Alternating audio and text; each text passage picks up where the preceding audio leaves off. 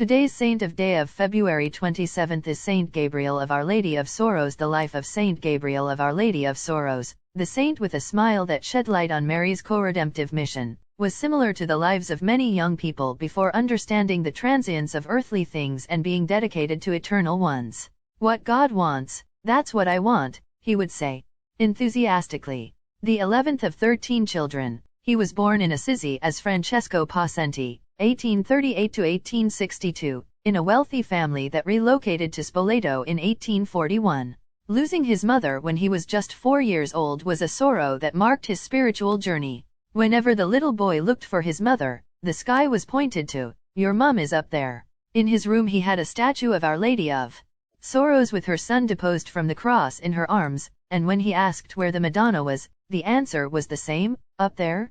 Thus a tender devotion to the Virgin grew in him, nourished by the rosary which he recited kneeling beside his father. Francesco brilliantly completed his studies first at the Lasallians College and then at the Jesuits, showing a particular inclination towards literary subjects.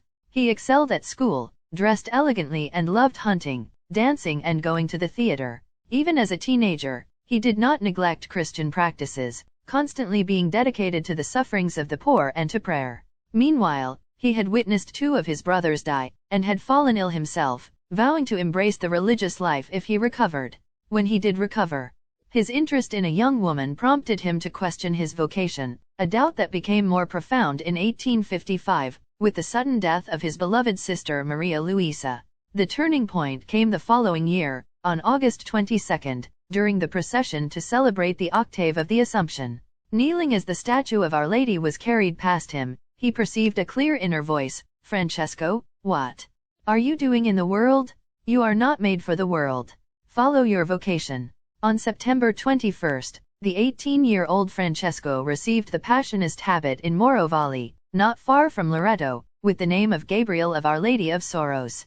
He lived the novitiate in full observance of the rule of the order founded by St. Paul of the Cross, between penances and prayers for the eternal and neighbor's goods.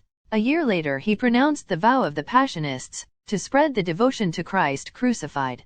Meditating intensely on the Passion of Jesus and on the mystical link between the sufferings of the Son and those of the Mother, who gave birth to us on Calvary by joining her pain to that of our Redeemer and regenerating us as her children, he made a vow to spread the devotion to the Virgin of Sorrows, whom he often called in his letters our Co-Redemptrix, a title that could be the subject of a future Fifth Marian dogma, recognizing Mary's special mission in cooperating, as affirmed in the Conciliar Constitution Lumen Gentium, in the work of her Son, in order to serve the mystery of redemption with him and dependent on him.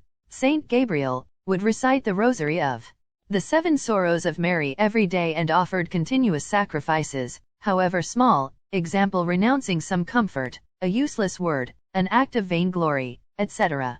So he wrote to his father, who initially was not convinced of his vocation, "My life is truly full of joy. Father, believe a son who speaks to you with his heart on his lips. I would not barter quarter of an hour standing before our Comforter and Hope, Mary most holy, with a year or however long, among the pleasures and entertainment of this world."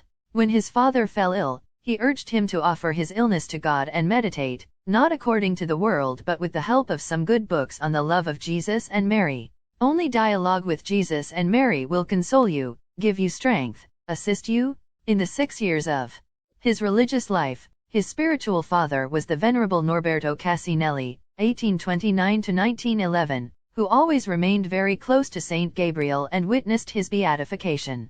Together with other clerics, Gabriel moved in 1859 to Isola del Gran Sasso, in Abruzzo, where 2 years later he showed the first symptoms of tuberculosis.